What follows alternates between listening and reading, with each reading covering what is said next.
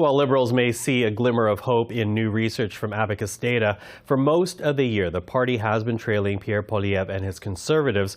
And with each poll this past autumn, we have seen that Conservative lead build. But for the first time in weeks, that lead has actually shrunk, with Conservatives dropping 5 points nationally and Liberals benefiting from that drop. Well, with more, we're now joined by David Coletto, the founder, the chair, and the CEO of Abacus Data. David, good to see you. Good to see you, Michael. Now, you say that you have observed a, quote, statistically significant shift. What exactly are you seeing here? Yeah, as you said, we've seen a 5-point drop in Conservative support over the course of 2 weeks. We finished this survey just yesterday. We've got the Conservatives at 37. They're down from 42 at the end of November. The Liberals are up 4. They're at 27.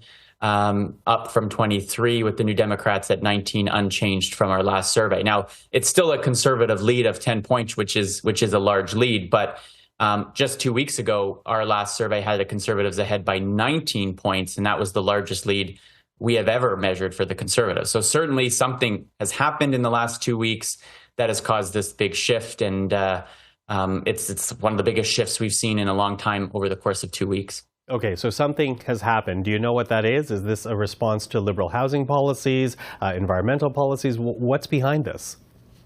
Well, I think it's actually more to do with the Conservatives than the Liberal government, because when you look at questions we track, things like how people feel about the Prime Minister, how they, the approval rating for the government, even whether people think the country's headed in the right direction or the wrong direction, all of those are really unchanged over the course of the 2 weeks.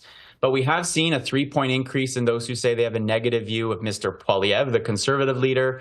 And I think that's an indication that this is more about perhaps some of those past Liberal supporters who were looking at the Conservatives, or a group that I call soft change voters, those who want to change a government but aren't comfortable with the alternatives. I think many of them had gone to the Conservative side over the last few months. Maybe something that the Conservatives have done, maybe voting against the Canada-Ukraine free trade agreement, maybe the filibuster at the end of last week, something has spooked some of them back to the Liberals. And so that's why I think we've seen this shift and this closing of the gap between the two parties. Oh, okay, so a judgment on Pierre Poilievre, if you will. What about the Prime Minister? Has his numbers changed at all? They really haven't. We've seen a slow kind of improvement, 1 or 2 points every few weeks, but the vast majority of people haven't changed.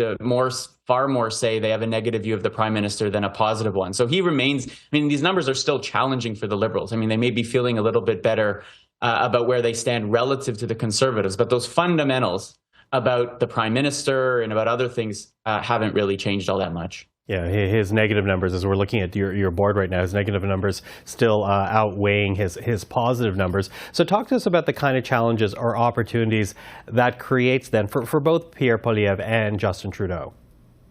Well, I think for Mr. Poilievre, who's been riding high for many months now, our polls and others have been showing big Conservative leads. His positives had been trending upwards. He had, I think, a really good summer and early fall where he was advertising and really introducing himself and perhaps reintroducing himself to many people.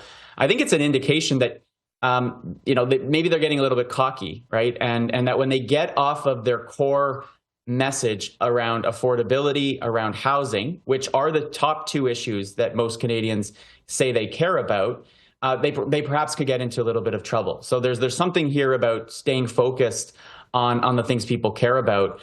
For the Liberals, I think there's an indication that when they're able to, and they start to push back on Mr. Poilievre and the Conservatives, that there perhaps is some opportunity. There's an ability to bring some of those voters who voted Liberal in the past, maybe today say they want change, aren't satisfied or that excited about the Liberal government, that maybe they're able to get some of those voters back, even if they're saying, I'm still not thrilled with the Liberals.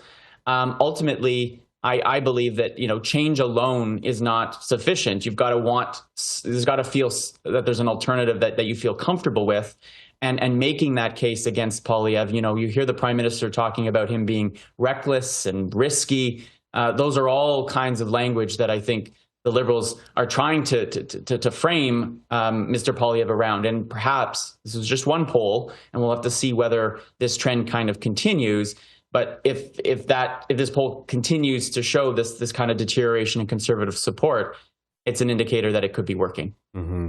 So we'll have to see how the Liberals continue their push back to the Conservative campaigns and to the Conservative arguments. But, before you're gone here, a couple more points I want to raise, because what's interesting as well is that you're not seeing any shift of NDP support whatsoever. What does that tell you about the challenges that presents for Jagmeet Singh?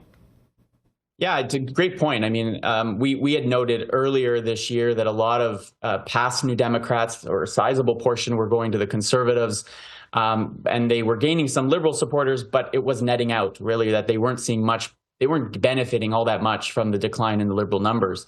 I think for the New Democrats, mission number one remains relevance, right? And I think they had some good news this week with the dental care plan announcement, and you had Don Davies, the MP from Vancouver, out there, taking credit for that. I think they've got to continue to demonstrate their relevance in this parliament, and because that remains their number one task is why vote NDP in the future, and what's the point of having a lot of MPs in that House of Commons. Mm-hmm. Now, the last question, because you did reference this idea of whether this is a blip or a trend. We're now in this last week, sitting week of Parliament before it breaks for Christmas. They won't be back until the end of January. When might there be a follow-up poll that might indicate whether or not this is a trend? Well, I don't know if any of my colleagues, other polling firms, are going to do any you may see one or two before the end of the year. We're not planning to do any more, so we'll have to wait to see, after people get together over the Christmas or holiday season and sort of perhaps talk politics, although I don't know if everyone wants to do that, whether these numbers kind of continue into the new year. But I do think that this is a clear indication that anyone who thinks that Canadian public opinion is firm and that people have made up their minds already, as we start 2024, which will be obviously a really important setup to whenever that next election comes, I think it's an indicator that there's a lot at stake still, and people are still open-minded about the choices in front of them. David Coletto, always appreciate the conversation, and since you raised it as well, happy holidays to you. You too, Michael. Take care. You too. Take care.